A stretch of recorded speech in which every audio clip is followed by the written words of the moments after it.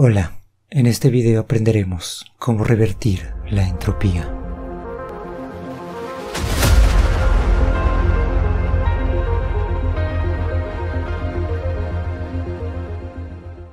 En el anterior video, aunque dimos una definición algo abstracta, en esencia, el objetivo era ver qué es lo que era un vector y usamos una flecha para tener una guía de cómo es que se suman y se multiplican por un escalar. Ahora usaremos estas dos nociones para explorar un concepto muy importante a la hora de tratar vectores. Recuerden que nos habíamos limitado a visualizar vectores como flechas y las operaciones fueron sumamente geométricas, o sea, solo nos preocupamos por cómo estaban representados visualmente. Pero ¿qué pasa si tenemos múltiples vectores? Como por ejemplo, los vectores del campo eléctrico. Si tenemos dos cargas y queremos ver sus vectores de campo, sería una pérdida de tiempo. Si nos limitamos a lo estrictamente geométrico, tendríamos que ser precisos al dibujar todos los vectores para cada punto, cada vez que necesitemos realizar una operación con ellos. Para evitarnos este trabajo abrumador, podemos escoger dos vectores y con la ayuda de estos, como vimos en el anterior video, podemos describir cualquier otro vector que queramos. Si hablamos solo de vectores ubicados en un plano, basta con usar dos vectores. A estos dos vectores los llamaremos bases coordenadas. Que no los asuste el término, esto solo significa que son los dos vectores que usaremos como guía para describir cualquier otro vector.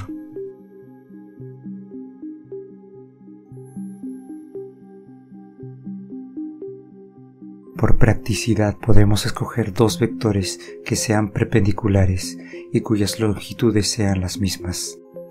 Al que está horizontal lo llamaremos X y le pondremos este símbolo encima que ya explicaremos más adelante en un futuro video. Y el vertical lo llamaremos Y, con el mismo símbolo encima. Estos dos vectores forman lo que comúnmente se llama el plano cartesiano. De esta manera, podemos describir este vector U como la suma de 3 veces el vector horizontal y 4 veces el vector vertical. O podemos describir este otro vector, V, como 5 vectores horizontales y 1 vertical. A estos escalares los llamaremos coordenadas. Y eso es todo. Así se describen vectores en el plano. Notemos que si sumamos estos vectores U y V, el resultado es justamente el vector que se obtiene al usar las rectas paralelas a los vectores. Solo que ahora, en lugar de verlo puramente geométrico, tenemos coordenadas que son más prácticas. Pero ojo, recuerden que estas coordenadas dependen de estos dos vectores que elegimos como bases.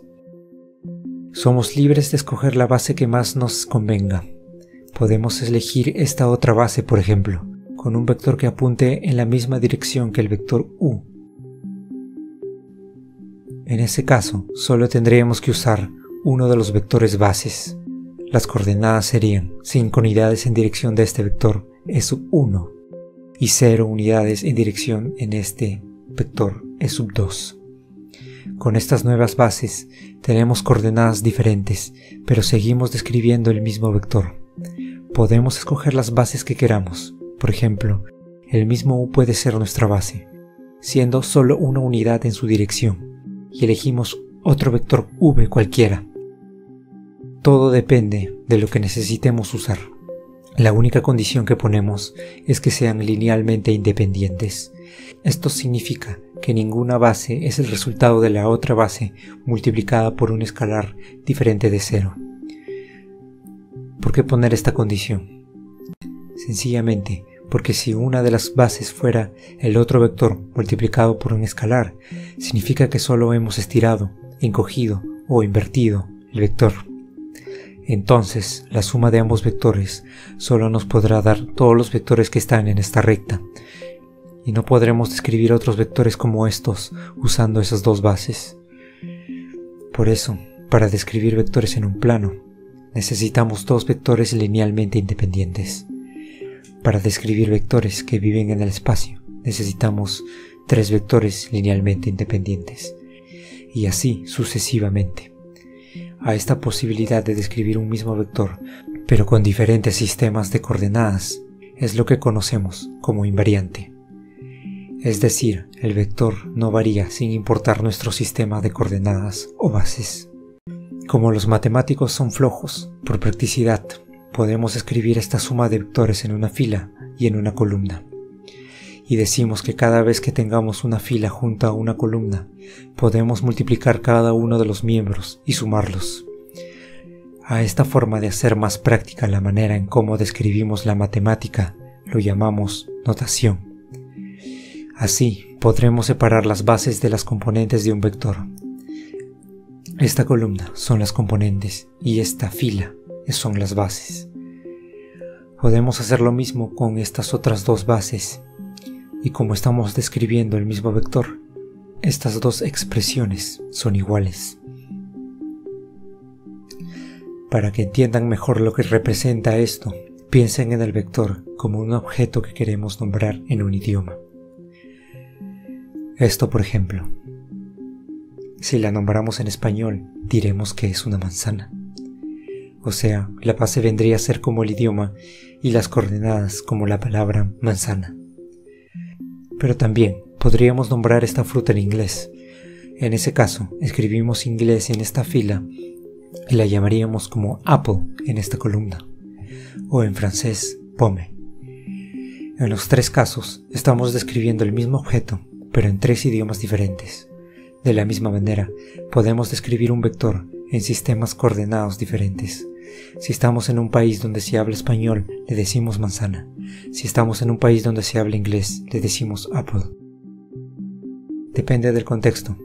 De la misma manera que los sistemas de coordenadas dependen del contexto de un fenómeno físico que queramos describir. Eso es todo. Esos son los sistemas de coordenadas. Por ahora, usaremos el sistema de coordenadas más sencillo de imaginar y de usar, que es el cartesiano. Pero luego, veremos cómo movernos de un sistema de coordenadas a otro, y en un futuro, también, cómo construir sistemas de coordenadas en espacios curvos. Y con esas herramientas estaremos un paso más cerca de revertir la entropía. Hasta la próxima.